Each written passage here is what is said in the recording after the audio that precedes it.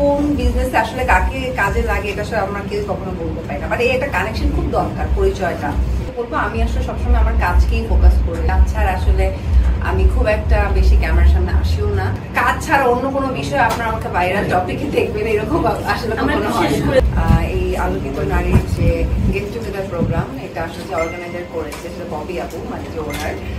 Actually Bobby আপুর সাথে আমার অনেক আগে থেকে পরিচয় এবং খুবই ফ্যামিলি একটা সম্পর্ক, খুব সুন্দর সম্পর্ক, এবং সে আমাকে ছোট বোনের মতো অনেক আদর করে। তো উনি তো এটা তো সবাই আপনারা জানেন যে আলোকিত নারী 2020 সাল থেকে এটা শুরু হয়েছে যাত্রাটা, এবং এখানে আসলে মেইন তার যে উদ্দেশ্যটা, যেখানে একটা নারীদেরকে নিয়ে, নারী উদ্যোক্তা যারা আছে তারা সবাই এখানে একত্রিত হতে পারে, একটা কানেকশন বাড়ে, একটা পরিচয় হয়। সো হয় না যে একজনের মাধ্যমেই তো একজনের কোন বিজনেস আসলে কাকে কাজে লাগে এটা আসলে আমরা কেউ কখনো বলতে পারি না, বাট এটা কানেকশন খুব দরকার, পরিচয়টা। তো এটা অ্যাকচুয়ালি ববি আপুর এই সুন্দর একটা উদ্যোগ যে শুরু করেছে, যার মাধ্যমে আমি এখন যতটুকু জানি যে প্রায় 400 জন জয়েন করেছে। হ্যাঁ, তো এইটা প্রত্যেক বছর আসলে গত বছর 200 ছিল, 2200 ছিল আমাদের গত বছরের প্রোগ্রামে। এই বছর মিম আপু আছে। হ্যাঁ, ইনশাআল্লাহ আগামী বছর আপুকে চাবো। আমি শিওর যে আগামী বছর হয়তো এটা 1000-এ দাঁড়াবে এবং প্রত্যেক বছর এরকম বাড়তে থাকে। খুবই ভালো উদ্যোগ। আমরা তো আসলে বিভিন্ন সেক্টর থেকে আসলে নারীরা এখন অনেক এগিয়ে।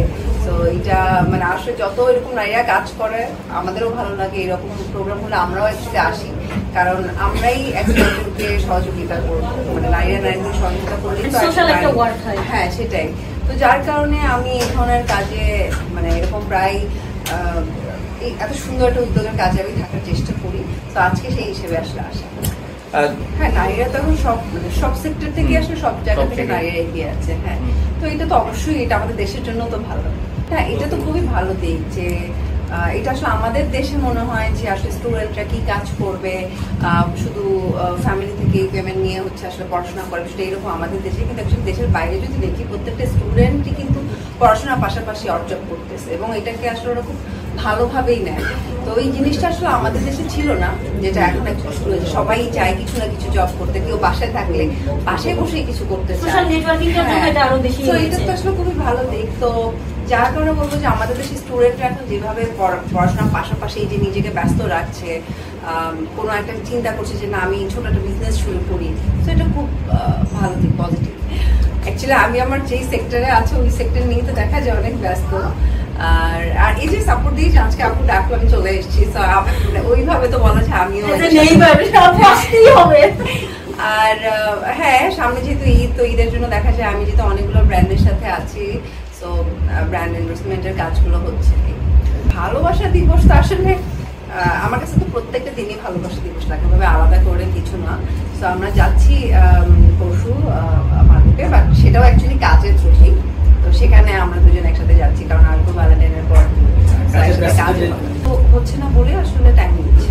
এরকম হলে করবো, বাট 2-3টা গল্প পছন্দ হয়ে আছে, বাট ওই প্রজেক্টগুলো আসলে নানান কারণে আটকে আছে। তো বলবো আমি আসলে সবসময় আমার কাজকেই ফোকাস করে থাকতে চাই। কাজ ছাড়া আসলে আমি খুব একটা বেশি ক্যামেরার সামনে আসিও না, এবং আমি নর্মালি আপনারা ওইভাবে টক শোতেও আমাকে দেখতে পারবেন না, আমি খুব একটা যাই না। বাট হ্যাঁ, যদি কখনো মুভি প্রমোশনের প্ল্যান থাকে তো ডেফিনেটলি তখন হয়তো আপনাদের সাথে বারবার তখন দেখা হয়। এছাড়া আসলে আমি একটু চাই, আমি হয় না যে আমি সবসময় মানুষের সামনে যে কোনো সময় যে কোনো কাজের মাধ্যমে ইচ্ছে, কাজ ছাড়া অন্য কোনো বিষয় আপনারা আমাকে ভাইরাল টপিকে দেখবেন এরকম আসলে কখনো হয় না।